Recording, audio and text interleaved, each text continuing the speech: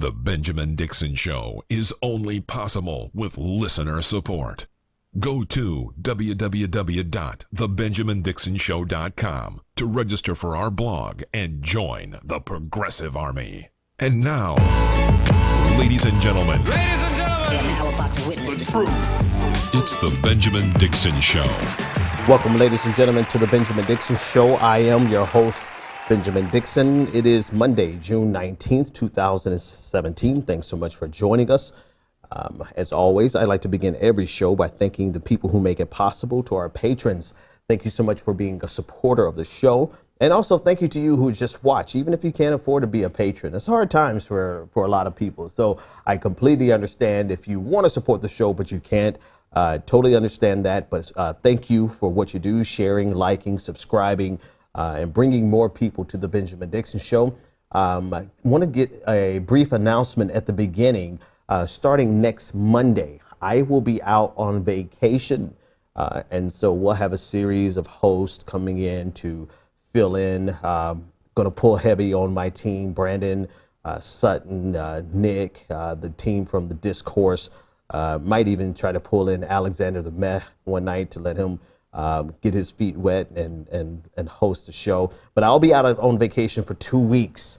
I need it, folks. I'm sorry, I need it. I kind of need it. So here's where I kind of need it. I'll be doing, because I can't really walk away from this, I'll be doing a nightly podcast, just audio only, nothing fancy, nothing super produced, more than whatever I could pull together in the hotel room. But it will be quality conversation, and I will provide that to our patrons. That's just my way of saying, patrons, I know I'm out of town, but I want you to keep getting some quality Benjamin Dixon Show time. And so, of course, that's my lure. That's my lure to draw you in. If you're not a patron yet, you're going to 2 weeks, 2 weeks that you can get access to our private podcasting podcast. All right, let's jump into the news. DS. All right, just reading off the screen. All right, there's a lot of news happening, a lot of things that happened over the weekend. I want to start with the tragic news of the USS Fitzgerald, a U.S. Navy vessel that was operating near, it was hit by a Philippines flagged cargo ship. They collided on Saturday morning. The collision killed seven of the destroyer's crew out of nearly 300, and this is according to the Chicago Tribune. 4 of the sailor's ship's commanding officers were medically evacuated. According to the Tribune, they said, quote, the incident was a sobering reminder of the dangers faced by the men and women of the U.S. military every single day. And they were quoting Sean Spicer, the press secretary, in his briefing on Today. Acting Navy Secretary Sean Stackley said that, quote, we are all deeply saddened by the tragic loss of our fellow shipmates. As details emerge, we can all be proud of the heroic effort by the crew to tend to the needs of those injured and to save the ship from further damage while returning safely to port. And again, that was Acting Navy Secretary Sean Stackley. There were 7 sailors who were identified, and we want to read all of their names. Gunner's mate Seaman Dakota Kyle Rigsby, 19-year-old from Virginia. Yeoman 3rd Class Shingo Alexander Douglas, 25, from San Diego. Sonar Technician 3rd Class Nak Trong Hyung, 25, from Oakville, Connecticut. Gunner's Mate 2nd Class No Hernandez, 26, from Welslaco, Texas. Fire Controlman 2nd Class Carlos Victor Gonzon Sabian, 23, from Chula Vista, California. Personnel Specialist 1st Class Xavier Alec Martin, 24, from Maryland. And Fire Controlman 1st Class Gary Lowe Rim Jr., 37, from Ohio. Those are the 7 sailors who died in this accident. The damage was described as extensive. There was a huge puncture, large puncture or gash below the waterline, and you can see the image there on your screen. 3 compartments were severely damaged. According to Vice Admiral Joseph P. Alcoin of the 7th Fleet. They believe that the ship is salvageable with extensive repairs. And he began to comment on how difficult it was just to keep the ship afloat. So again, a sad tragedy. I have family in the Navy, and most everyone knows someone who serves in the military. I have several Navy men and Navy women in my family, and it's even if we don't know anyone in these branches, it's definitely sad. And I can't help but to bring up the fact that Donald Trump has said nothing about it. Not about the 7 seamen who died, the 7 sailors who died. He did say, I believe on Saturday, our thoughts and prayers are with the people, the families, but we did not have the names, and we did not know the number of people who died until yesterday. And since yesterday, up until the time of this broadcast today, Donald Trump has still not said anything about the sailors who died. He has taken the time to complain about fake news. He has taken the time to complain about polls. He has taken the time to complain about the witch hunt and the Russia investigation, but he has not taken the time to mention the names of the 7 sailors who were killed on Saturday. You can do with that as you please. I just want to point it out on this clip, and we'll discuss more about it on another clip out of respect for the fallen. You can join the conversation tonight. We have phones back up and running, 857-600-0518. It's been a while since we had a chance to take live callers, so I definitely would love to hear from you. Some live voices. Call in, 857-600. Put the number, down there in the bottom right-hand corner, right above Progressive Army. 857-600-0518 if you want to weigh in on any of the discussions. Let's shift gears across the pond and discuss the Finsbury Park attack. According to the BBC News, a man drove a van into Muslims who were worshiping at a Muslim welfare house in Finsbury Park. They were gathered there to help an elderly man who had collapsed. And out of the incident, 1 man died and 10 people were injured in the assault. The driver was a white man, and he was wrestled to the ground by other members of the public, and then he was arrested on the scene by the police. The driver's name was Darren Osborne, 46 years old, and he's been held on suspicion of terrorism.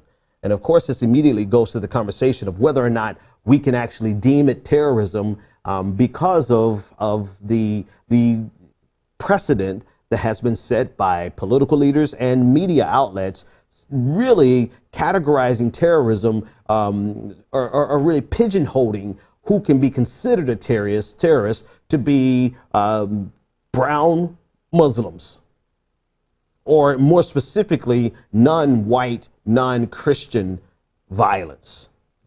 And so where here in the United States, we're still discussing whether or not we can consider someone like Dylan Roof a terrorist. In the UK, they are already holding him on suspicion of terrorism. Because people at the scene told him that he wanted to kill Muslims. Security Minister Ben Wallace said the suspect was not known, previously known to any of the security services. Prime Minister Theresa May, this is what she had to say. She said, quote, "It was an attack that once again targeted the ordinary and innocent going about their daily lives. This time, British Muslims, as they left a mosque, having broken their fast and prayed together at this sacred time of the year." Labour leader Jeremy Corbyn told the BBC, he stated, "An attack on a mosque, an attack on a synagogue, an attack on a church is actually an attack on all of us." So the Islamic State actually chimed in on this. Online followers of the Islamic State have been pretty quick to point out or to seize on this attack and use it as an example of the hostility towards Muslims in the UK or in the West in general. And that underscores the nature of any violence when you're dealing with an organization like ISIS. Any act of violence that's committed by someone who either directly pledged their allegiance or someone who is just Muslim and they do a random act of violence, ISIS is there ready to take credit for it because it further exacerbates the question or the conversation of the tensions. It further exacerbates the tensions between the West and essentially the rest. And so ISIS is readily excited to take credit for it when it's a Muslim person, whether or not they've actually pledged allegiance to ISIS. In this case, it shows you that ISIS is willing to take credit or at least use this incident to further their goals. They're using this as an example of the hostilities that exist between Muslims and the West. And this is going to become a key component in their propaganda. They have a sophisticated propaganda outlet, to be sure. And so anything like this can be used to further their purposes because they benefit the most from division. So the more hostility that exists between politicians, elected leaders, community leaders, and the Muslim community, the more opportunities ISIS has to capitalize on that. Essentially, the clash of civilizations. And what's problematic about this is the fact that it's being coined as such, not only by ISIS, but also by elected officials in the West and the United States. You'll hear this term, the clash of civilizations. It's a holy war. It's a war between radical Islamic terrorism. It's a war between Christian Judeo values and radical Islamic terrorism or Sharia law. And anything cast like that further exacerbates the problem without question, there's a 100% connection between this concept of a clashing of civilizations and the ability to radicalize even more people.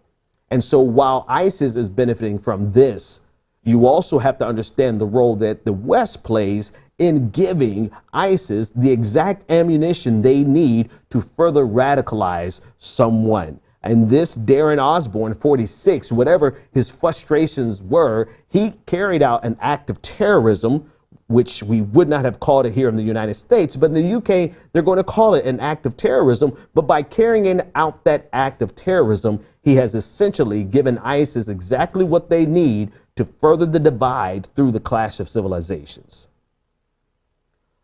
857-600-0518 to weigh in on the discussion. Last week we talked about Otto Warmbier. He was the student, the American student who was arrested while visiting North Korea on a 5-day trip. While he was there, he tried to remove a propaganda poster in order to bring it home. He was caught, tried, and convicted of hostile acts against the state, and he was sentenced to 15 years of hard labor. He subsequently had to be medically evacuated and returned to Cincinnati from North Korea last week because he was in a coma and completely unresponsive. Unfortunately, we got news today that Otto Warmbier died just a few days after being released from the North Korea detention. Doctors said that they were not aware of anything from his previous medical history prior to the time of his trip to North Korea that could have contributed to this situation, to his failing health, to the coma. But nevertheless, he has died. His parents made a statement today, and I want to read that statement. They said, quote, "It is our sad duty to report that our son Otto has completed his journey home, surrounded by his loving family. Otto died today at 2:20 p.m. We would like to thank the wonderful professionals at the University of Cincinnati Medical Center who did everything they could for Otto. Unfortunately, the awful, torturous mistreatment of our son received at the hands of the North Koreans ensured that no other outcome was possible beyond the sad one we experienced today. When Otto returned to Cincinnati late on June 13th, he was unable to speak, unable to see, unable to react to verbal commands. He looked very uncomfortable, almost anguished. Although we would never hear his voice again, within a day of the countenance of his face change, he was at peace. He was at home, and we believed he could sense that. I mean, that's horrible. That is very difficult to read, and the position that the parents are in. Here's what's interesting. The entire story is sad, but this makes sense now. At first, I couldn't understand why, after finding him guilty, North Korea so quickly released him. When they released him and he was in a coma, I said, okay, well, he's in a coma. That makes sense. They want to get him out of here, go get treatment in the United States. But now it's even more crystallized. It's even more crystal clear, rather, that they knew he was going to die. And the North Koreans did not want him to die while still in North Korea. Not that that changes the situation drastically, but it does put another angle on the situation that brings a potential of even greater hostilities. An American citizen dies at the hands of North Koreans, which suggests that it was torture, that it was their brutal treatment. It suggests that they are directly responsible for his death. And that the United States then has to ask itself the question, what should we do about this, if anything? And so in order to at least to minimize or ameliorate some of the backlash, it makes sense to me that they would essentially just get rid of him out of the country and send him back to the United States of America. It's just a tragic story, and he's dead, and his family obviously very hurt and very upset with the fact that this happened, and are looking to the United States to do something, to say something. President Trump did make a statement earlier today, sending his condolences to the family and speaking out about the hostile act against the brutal acts that Otto suffered at the hands of the North Koreans. Megyn Kelly. Let's shift gears a little bit. These last couple of stories have been very sad. This is a story that we can celebrate. Listen, I said on Twitter yesterday, I do my best to be, I honestly try to be the bigger person, figuratively and literally. I try my best to take the high road and have empathy. And what I mean by that, more specifically, is I do my best not to revel in someone else's misery. That's not my style. I'm just not the kind of person I am. However, I will make an exception for the Santa Claus is white kids. Don't worry about it, Megyn Kelly. Jesus is white kids. Don't worry about it, Megyn Kelly. I will make an exception for the racist who got away from Fox News and thought she was going to have a chance to repackage herself and become NBC's newest Katie Couric. The problem is that she could not get away from her old devices. And in an attempt to boost her ratings, because her ratings were horrible. Her ratings, even with Vladimir Putin, still she came in third place behind 60 Minutes, there's another show, a game show, America's Funniest Home Videos. She came behind. And then, okay, last week was even worse because she didn't have a headliner. So she started all of this promotion about Alex Jones. Alex Jones, being a media whore that he is, able to draw large crowds. I mean, this is what Alex Jones does. He plays on the emotions of people. He has this huge audience that just loves the conspiratorial drivel that comes out of his mouth and across his website. Of course, Alex Jones is going to be a controversial interview, and if she got him on there, her ratings will skyrocket. Right? Wrong. Even with Alex Jones, Megyn Kelly, even after all of the controversy, after all the publicity, after everything, Megyn Kelly still came in third place after a repeat of 60 Minutes, and not a live show of America's Funniest Home Videos, a repeat of America's Funniest Home Videos. if you've seen America's Funniest Home Videos, the repeat is never as funny as the first time you've seen it. It's like going to YouTube. You're not going to watch the same damn video twice unless it's just that funny. They don't get the funniest stuff on America's Funniest Home Videos. So for her to lose to a repeat of America's Funniest Home Videos, oh my, there must be a God somewhere. Either that or karma is truly a bitch.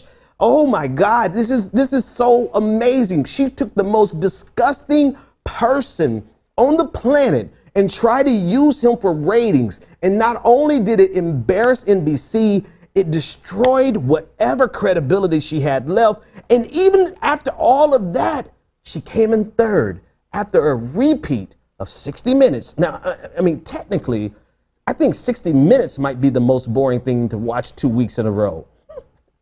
Even worse than America's Funniest Home Videos 2 weeks in a row. But she did worse than both of them. And all it cost her, ladies and gentlemen, was whatever reputation and integrity and journalistic integrity she had left. Dignity. It cost her dignity.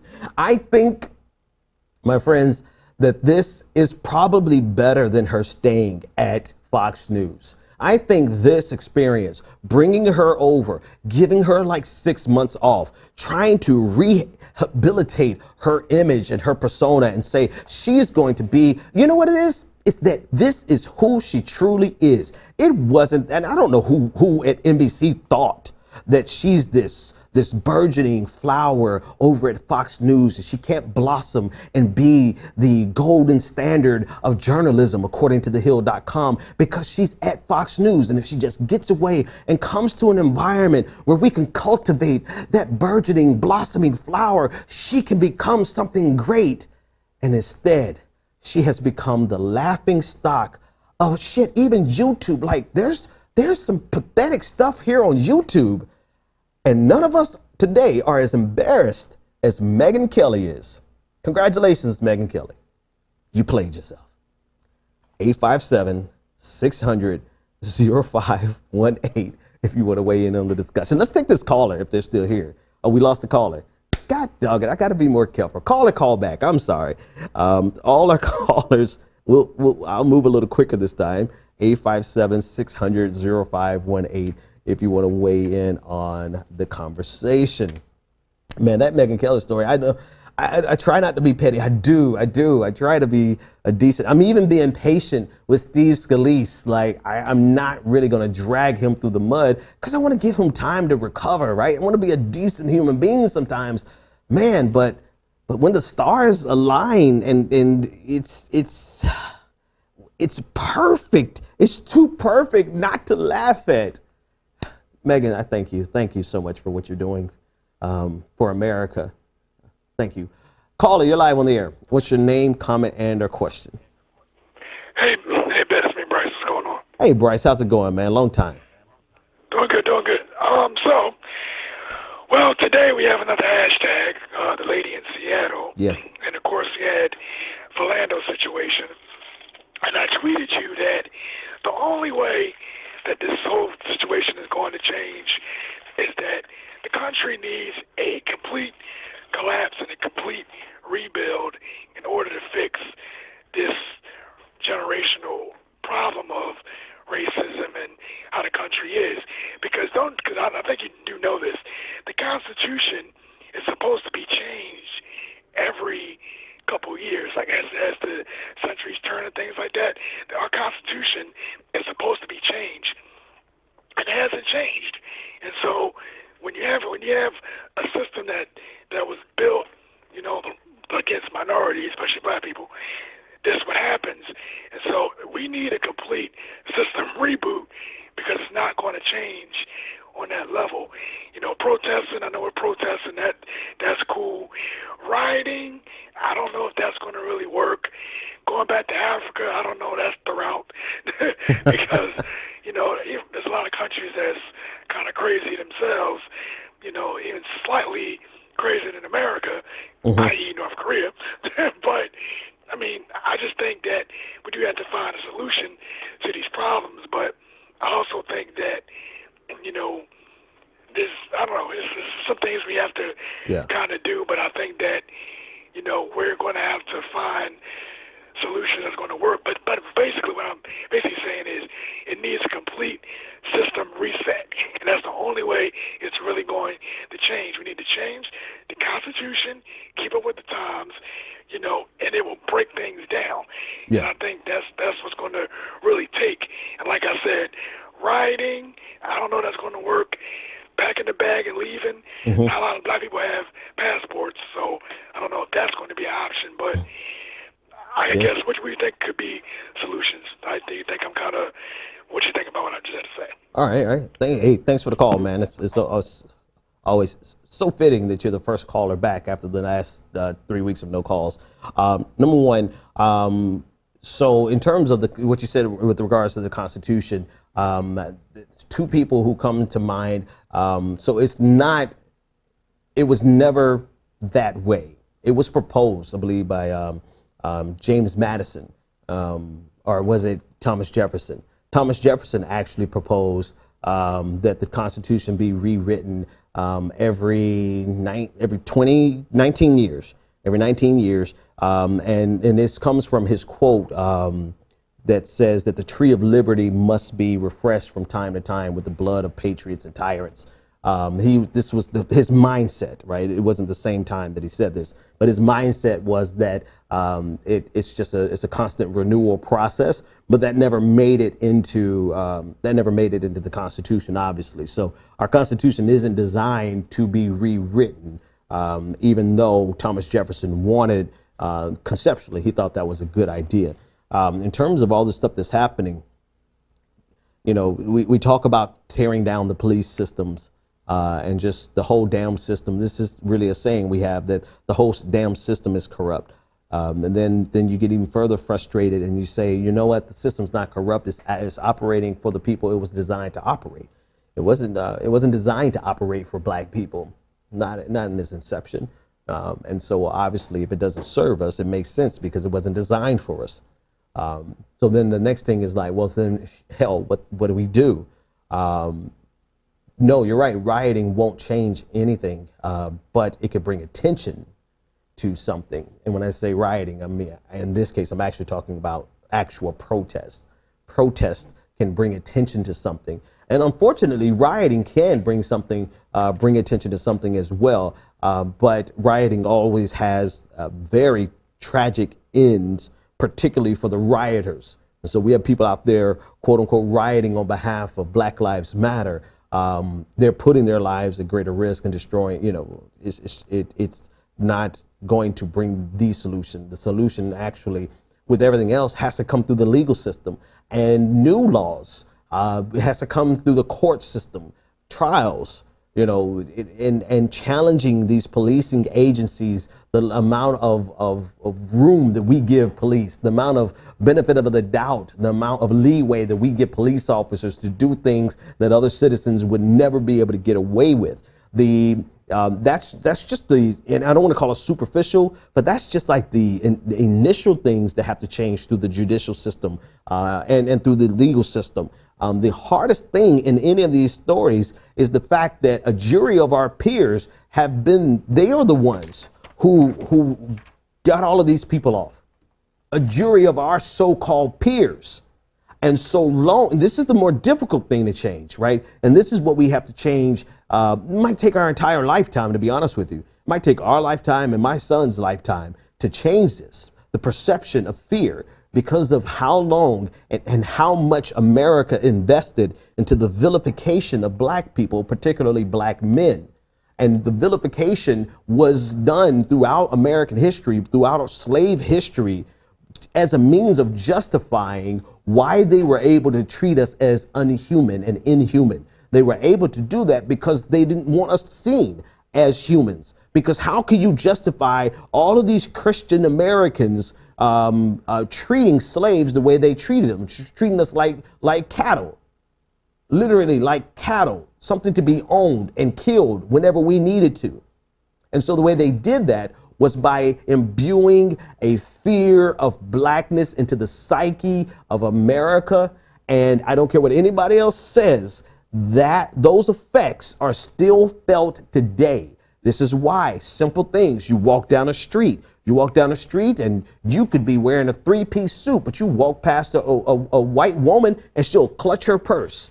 You know, you get in the elevator, they get tight, you know, and it's so done. It's so insidious and so ubiquitous that black people do it to ourselves. We're afraid of black people. You roll down the street, you're in the wrong neighborhood, click, lock your doors. You know, and so it's a fear of blackness that has been rooted throughout, and it's not only, it not only started a long time ago, but it's been perpetuated throughout America, even today. Even today, that when you see two boys do the same exact crime, one black, one white, the black kid is going to have his mugshot looking as mean as he possibly can, plastered all over the media. The white kid is going to have his prom senior photo. Same crime, same city, same age. And those things continue to instill a fear of blackness into the community, such that it does not matter if they call it a jury of your peers or not. You're going to get people on that jury who are more likely to believe a police officer. No, not more likely. They are going to believe a police officer over a black suspect or over a black dead kid any day. And this is why it only takes one. It only takes one to either get a mistrial or to hold out to the point where they convince everyone else. And this is why time and time again, you see acquittal after acquittal after acquittal. Or no charges at all. Caller, you're live on the air. What is your name, comment, and or question? You talking to me? Yep, you're on, man. What's happening? Oh, what's up? I'm calling from Baltimore, Maryland. I just wanted to comment on the Minnesota thing. Yeah. I seen one of the juries leave a video on YouTube talking about the what's her name? The woman that was in the car with him. So she was like, you know, Reynolds. Yeah. Yes. Because I've been following the case a lot. Because I thought that was the worstest thing that somebody can do to somebody, you know, kill them while they're in a car with their children. Well, not his biological children, but still Right. the child was in the car. Right. So he gonna say, the jury member gonna say, well, he found that her testimony is inconsistent because she couldn't. Two different times she said, like which side the gun was on, or the side that his license and stuff on. So one instance she said one side, Right. then the other instance she said another side. So he was like, that drew into like the inconsistency of her, and I thought that was like one of the most stupidest things I heard. Like far as the reason not to find him guilty. I thought he was guilty. I thought that was an open and shut case. You would think. I'm actually trying to find that video of that jury. I seen it. I heard about it, so I looked up his name and I put the jury on there, and it's a I don't want to say his race, but you know what his race is, so. But yeah, he did an interview with somebody. I think it's one of their local TV shows. Local news shows. Okay. If I want to say. Yeah, like a local radio station. All right, we'll find it. I'm gonna look that up now. I wanna hear. I have not heard that one, so if I could find it, I will grab it and bring it on the air. Thanks for the call, man. And yeah, you know what? I'm sure there's a lot of people who have a lot on their mind, particularly with regard to Philando Castile. So we'll open up the lines to talk about that story. And I'm going to go ahead and discuss that story now, just so that everyone who wants to say something about it will have a chance to say something about it. And Max, I'm going to drop a video of Castile's mother in our Dropbox, and we want to use that in a moment. But yeah, so I read a couple of the profiles of the people, of the jurors, and they fit the description, right? They fit the description. Listen, the I wish somebody would find some retired defense attorneys and do a study of how they go through their jury selection, like not what they say publicly, but what they say to themselves and what they say to their colleagues about how they know if they can get a white person who likes guns, then chances are they will vote. They will vote him. They will find the police officer not guilty. It's almost a science. And you look at the people who they select, right? You look at the people who they select, and you realize time and time again that they have the same type of profiles, and we end up getting the same results. And this is just how it goes in America. It never ceases to amaze me. So a few details. Let's start the video in earnest here. So on Friday, a jury in Minnesota found police officer Geronimo Yanez innocent of all charges. He was charged with second-degree manslaughter and endangering the safety by discharging a firearm in the shooting. He was found not guilty on all charges. The verdict came out late Friday afternoon. There were 12 jurors, and Mr. Castile's mother, Philando Castile's mother, Valerie, said that she had a lot to say. And instead of me describe it, let's let her say it. I'm so disappointed in the state of Minnesota. My son loved this state. He had one tattoo on his body, and it was of the Twin Cities, the state of Minnesota with TC on it. My son loved this city, and this city killed my son, and the murderer gets away. Are you kidding me right now? We're not evolving as a civilization. We're devolving. We have taken steps forward. People have died for us to have these rights, and now we're devolving. We're going back down to 1969. Damn! What is it gonna take? I'm mad as hell right now. Yes, I am. My firstborn one son died here in Minnesota. Under the circumstances, just because he was a police officer, that makes it okay. Oh, now they got free reign. He's found innocent on all counts. He's shot into a car with no regard to human life, and that's okay. Thank you, Minnesota. Valerie Castile put it better than anyone else can or could. Philando loved his city, and his city killed him. So after he was pulled over, and this goes back to the details. This is what's frustrating about this, that he was pulled over, and he was asked if he had a gun. He declared, yes, I have a gun. And he had a license to carry that gun. And yet and still, the officer who knew he had a gun, who knew he had a license to carry the gun, and was told, I'm reaching for my ID, like you asked, found a way to be afraid, despite the fact of having a little girl in the background and his girlfriend driving the car, felt as though Philando Castile was an imminent threat enough to open fire. So one of the main questions, according to New York Times, one of the main questions of the case was whether Yanez had legitimate reason to believe that Castile was reaching for a gun that he declared he had after he was pulled over.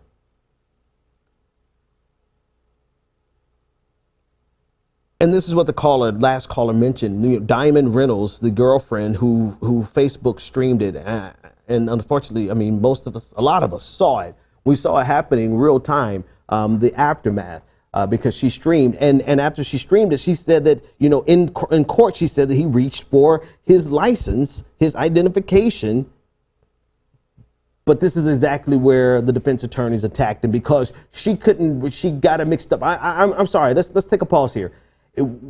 doesn't it stand to reason that in the moment like that, in a moment like that where your boyfriend has been shot in front of you, laying there dying, if not already dead, and your daughter in the background crying, and you're crying, so much so that your daughter has to console you and say, "It's okay, mommy, I'm here, I'm here." Doesn't it stand to reason that it's possible that Diamond Reynolds would not remember that correctly, or would remember it in both ways, or would remember it in all, and because she was not consistent with whether or not the license was on one side and the license was on the other side, this created the benefit of the doubt, or the reasonable doubt necessary for Yanez to get off. And that was just part of it. The other part of it was, did Yanez have a reasonable fear? Was his fear and his suspicion reasonable? And now it goes back to the same question that we discussed before.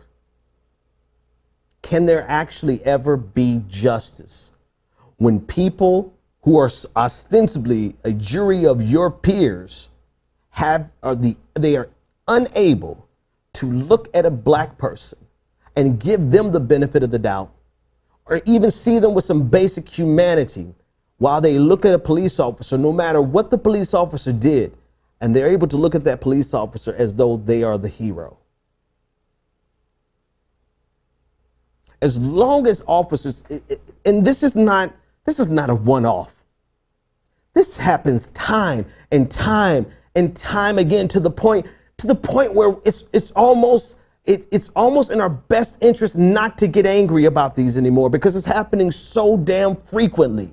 And if we keep getting angry about it, it's going to just keep wearing us apart and tearing us down. There's a preacher from Ferguson, 34-year-old preacher. He was a part of all of the protests in Ferguson, died of a heart attack last week.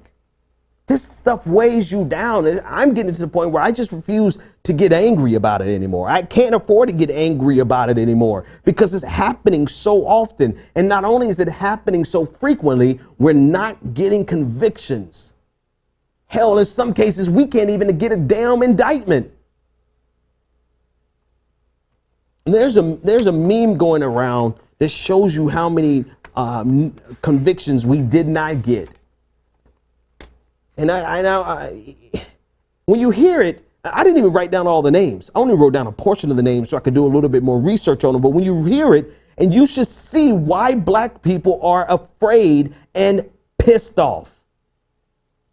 Philando Castile had a license to carry, informed the officer that he had his gun and that he was reaching for his ID, killed by Officer Yanez, no conviction.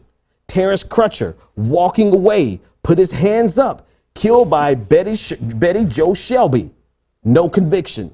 Sandra Bland, pulled over for a busted tail light or improper signal. Physically assaulted by the officer, later found dead in her jail cell, no conviction. Eric Gardner, killed by an illegal chokehold by Daniel Pantalino, no conviction. Michael Brown, gunned down in the streets of Ferguson by Darren Wilson, and with the help of the district attorney there in Ferguson, who did everything he possibly could to help Wilson get off. Not only was there no conviction, but there wasn't even a damn indictment. Rakia Boyd, no conviction. Sean Bell, no conviction. 12-year-old Tamir Rice playing in the park with his sister, and after 2 seconds from entering the scene, not taking a moment to ascertain the situation at all, 2 Ohio police officers shoot and killed 12-year-old Tamir Rice. And we couldn't even get a conviction because we couldn't get a damn indictment. Freddie Gray, no conviction. Oscar Grant III, no conviction. John Crawford III, no conviction. Trayvon Martin, no conviction.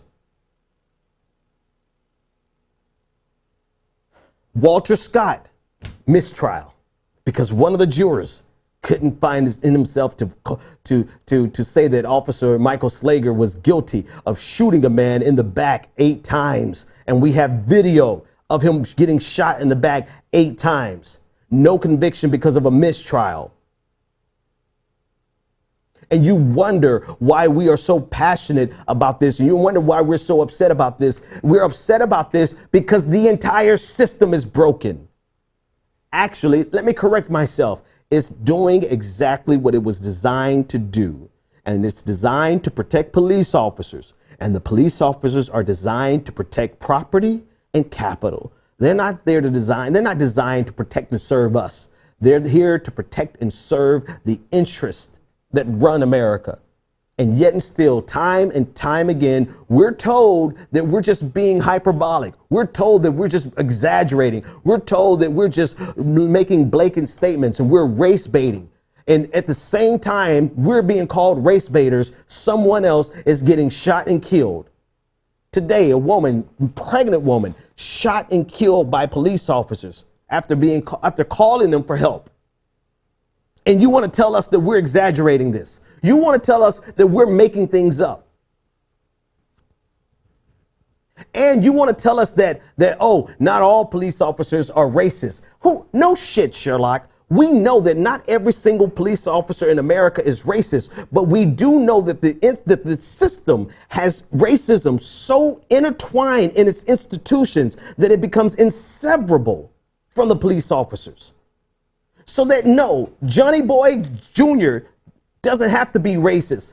But the way the system is structured and the way they interact with the black community and the way the criminal justice system interacts with the black community, it's all corrupt. It is all racist. And he could be a sterling, perfect police officer, but he's participating in an institutionalized system of racism that has been abusing and killing in the black community for a long time. And for everyone who thinks that it's going to stay in the black community, believe this: as soon as they get done with the black community, they're coming to your community next.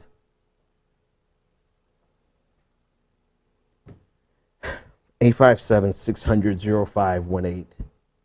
So I wanted to do that at the end because now I don't know if I got anything left to talk about the rest of this news. But let's callers, y'all call in now, man. 857-600-0518. I might talk about Bill Cosby and end up cussing him out, giving him the cussing I want to give the police. Shit, let's do that. Let's talk about Bill Cosby. I normally don't have anything to say about Bill Cosby because of a lot of reasons. A lot of reasons. But his attorney has given me plenty to say. Did we trim that video? We didn't trim it. Try to trim it down to the stocky black guy, and I'll give the background while you do that. It's all in the first 30 seconds. All right, so Bill Cosby, there was a mistrial in the Cosby rape, sexual assault case. Over the weekend, the jurors deliberated for 6 days. They asked for additional information. They asked for additional replays of testimony, and yet still they were not able to reach a conclusion. After the mistrial, several of Bill Cosby's attorneys came out and began discussing what they felt about it. This one attorney in particular, this is what he had to say. The judge is right. Justice is real. It lives here in Montgomery County.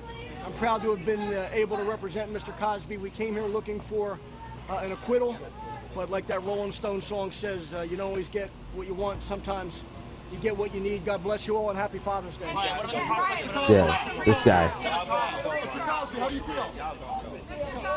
This guy right here. Let's take a listen to this dude. And before questions, before we leave, I want to say something in the words of Huey P. Newton. Oh, come on. Power is the ability to define phenomenon, making it act in a designed manner. Power is the ability to define phenomenon and make it act in a designed manner. Mr. Cosby, power is back. No. It's back. No, it's not. It's been restored. The jurors, they use their power to speak. And Mrs. Cosby, power is back. So the legacy didn't go anywhere. It has been restored. And for all those attorneys who conspired like Gloria Allred, tell them to go back to law school and take another class. Okay, all right.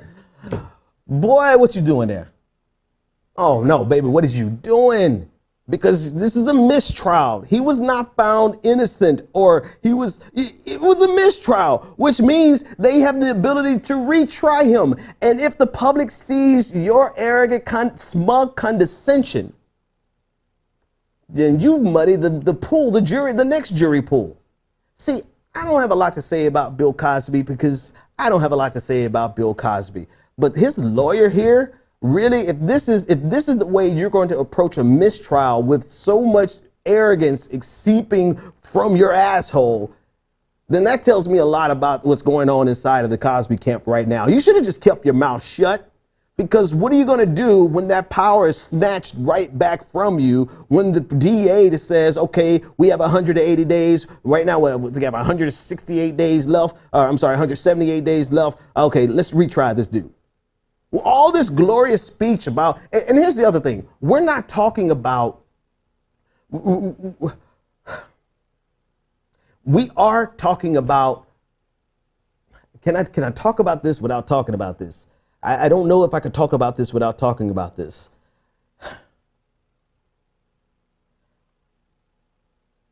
We're not talking about him being vindicated or being absolved or being exonerated. We're talking about him getting off because of a technicality. They could not find him guilty. You do not make speeches like that if it's as though he has been deemed innocent. Bill Cosby has not been deemed innocent by any jury. Let's just leave it at that, because I don't want to get into the arguments that are going on Twitter right now, whether or not it's conspiracy or whether or not he actually did. I don't care about any of that. All I know is that he's on trial and he did not get off. He just got away with it for at least 180 days for the DA to decide if they're going to try him again. So my thing here is this. It's like, when you get by, lay low. Don't come out and celebrate as though you've done something magnificent. And now Bill Cosby doesn't have his power back. If Bill Cosby had his power back, he'd be able to go on tour. Bill Cosby better go sit his ass at home. He better go sit and sit in somebody's corner and think about all the stuff that he got away with. And the fact that he got away here by the skin of his teeth. He didn't get his power back. Nobody got their power back. And this to me, if I could flip this, and I'll talk about this, this is as frustrating, potentially as frustrating as when we see police officers get off. It's frustrating like that, because at what point are you going to believe, what point are we going to believe women? At what point are we going to believe them? At what point are we going to address rape culture? And even more so than just rape culture, at what point are we going to address the fact that people give this venerated position to actors and stars, and they get away with things that nobody else in society can get away with except police officers? And this attorney had a nerve to come out and say somebody's power is back. No, my friend, nobody's power is back. You just got away with it for at least 180 days. We'll see how much power you have when the DA decides to file charges again or to relitigate the case. 857-600-0518.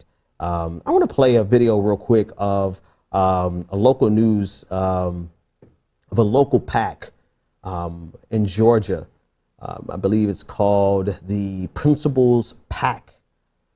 And they have a commercial for the 6th Congressional District in Georgia, which was formerly held by Newt Gingrich from 1979 to 1999. Totally, it's been held by Republicans for the total of 40 years. 20 of those years was for Newt Gingrich.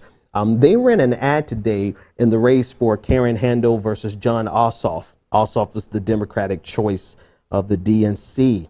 And they decided that it was going to be appropriate to use the shooting of Steve Scalise as a way of winning this election. In fact, one local official said the shooting is going to help them win the election. Here's the commercial. Now the unhinged left is endorsing and applauding shooting Republicans. When will it stop? It won't if Jon Ossoff wins on Tuesday, because the same unhinged leftists cheering last week's shooting are all backing Jon Ossoff. And if he wins, they win. Stop them. Stop them now. Stop Jon Ossoff. Stop Nancy Pelosi. Vote Karen Handel for Congress. Vote Principled Leadership Project PAC, paid for this ad and is solely responsible for its content. I said it last week. I said it last week that they're trying to use a moral high ground to make it seem as though leftists are the only ones that engage in political violence, when we're so used to right-leaning violence in America. We don't even talk about it. We don't. It's not even a big deal. It barely breaks the news, right? I knew that was going to happen, but the other thing I said was going to happen was that they were going to use this politically to try to hurt more Americans. And by that I mean they're going to try to rush through the American Health Care Act. They're going to do everything they can in this window of sympathy to get everything they can accomplished, even knocking 24 million more Americans off of their health care. I told you they were going to do that, didn't I? And this is the most blatantly obscene, perfect example of exactly what I was talking about. They don't give a damn about Scalise. I mean, I don't give a damn about Scalise. It's, well wishes, whatever. But they just want to use him for political expediency. It reminds me of when Reagan got shot. I mean, after Reagan got shot, he was able to get anything passed that he wanted to get passed back in 1981. That's how he got his tax breaks through, where he dropped the top marginal rate from 75% down to 25%. And it was so low that he had to go back up to 35%. And then ultimately, George W. Bush had to pull him out of that by taking it up again. But the point is that they will use any situation possible to get their political agenda across. And their political agenda is directly aimed and targeted at the neediest Americans, the elderly, the sick, the indigent, the child, the children. And so they will use this as a means of hurting Americans, and that they want to make us back off of our violent political rhetoric, which you very rarely actually see from the left. I don't know what the hell Bill Maher was watching. I mean, he should be listening to his own drivel, but he's going to team up with the editor from Breitbart and say, yes, we're going to condemn the political rhetoric from the left. And now he's teaming up with Ted Nugent, the guy who said Obama needs to suck his machine gun. And now they're going to do some kumbaya moment where they're going to condemn all violent political rhetoric. And meanwhile, they're going to use this as a political football to hurt 24 million more Americans. I'm sorry, but I have not enough sympathy in my well of empathy and sympathy to give a shit enough to sit back and allow them to tell us to be quiet while they use this politically to hurt 24 million Americans. I'll stop there before I say something politically violent. Caller, you're live on the air. What's your name, comment, and or question? Hey, Ben, it's Nick from Oregon. Nick, how's it going, man? Hey, it's all right. I just wanted to make a really short comment, and I was wondering if you could quote back to me what it is that the second lawyer guy said about, how power is the ability to shape events, and I just want to make sure I got that quote correct. Yeah, he was quoting Huey P. Newton, and I don't know it off the top of my head. Power. Let's see what it is. I'm pretty. That's fine. I just wanted to. That quote is really interesting because I think you mentioned that how he doesn't have his power back, and I think, not to really push back, but just to push back a little. I think that it's interesting that he does honestly still have his power in the ability to still shape the narrative with, how much memory he has, how much, institutional power he said, like you said, when are we going to believe women? He still has that narrative backing him by a fairly large amount. So I think that quote is especially interesting to use. Yeah, let's see. I can find it here. I found it. Phenomenon. Without having the actual quote in front of me, I will say this. That power that you're describing, that power never left him, right? That power was in the jury room with him. That power was with him, and that's why it took so long to actually find someone to press charges and actually go to trial. That power that He had the ability to shape the narrative based on how we view women and how we view women in context of stars, male stars, and the benefit of the doubt that we give the star versus the woman. All of that power is in America in general. That's not unique to Bill Cosby. The power that this guy is trying to assert is that he has the power, that Cosby now has the power to go back to his life, the power to, do what, I don't even know exactly what power he's talking about. But what power he does not have is the ability to go back into the normal discourse. He did not get his reputation back. He's not going to get his reputation back. And the reputation in Bill Cosby's world, that's your power. That's everything. And Bill Cosby is not going to get that back.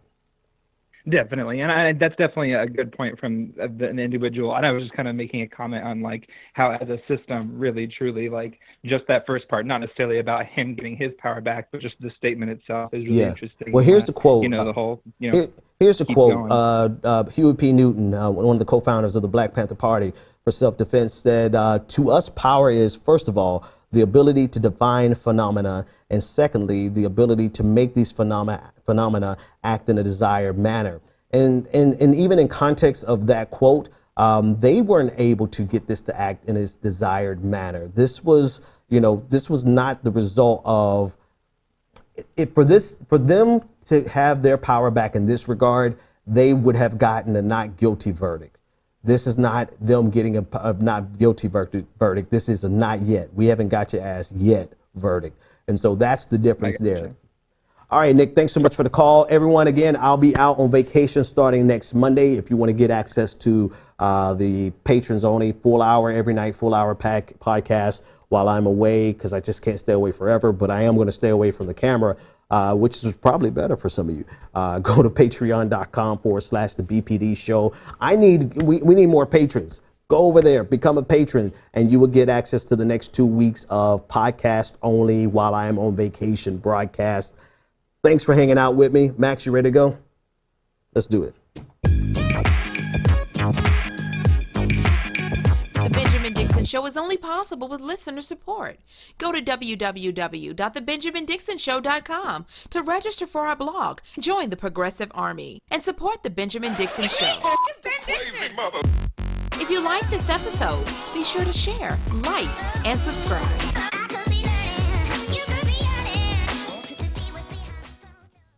Consider becoming a Patreon. Go to www.patreon.com/the BPD show and support The Benjamin Dixon Show.